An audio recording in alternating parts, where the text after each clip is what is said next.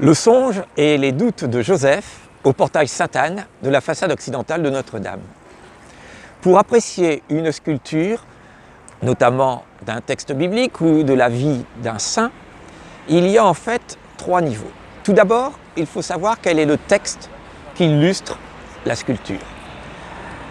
Ensuite, on a souvent affaire à une image qui est différente du texte.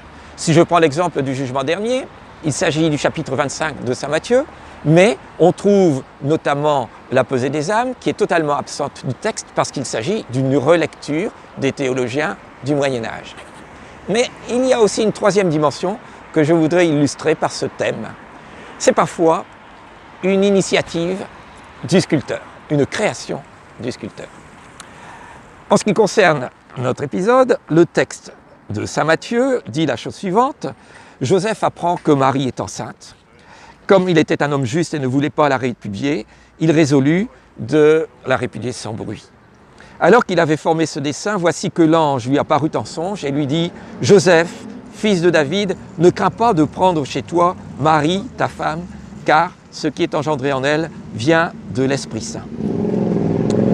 Une fois réveillé, Joseph fit comme l'ange du Seigneur lui avait prescrit, il prit chez lui sa femme.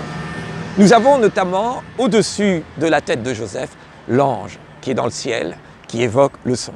Mais nous trouvons Joseph à genoux devant Marie.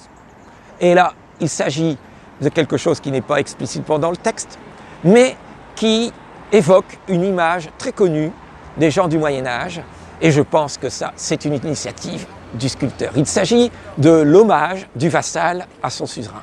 Nous voyons Joseph qui met, comme le vassal, ses mains dans les mains de Marie, qui est le suzerain. Et ceci pour suggérer quelque chose qui est sous-jacent au texte, c'est-à-dire la confiance que Joseph met en Marie et qui se matérialise par le fait qu'il l'a pris chez lui.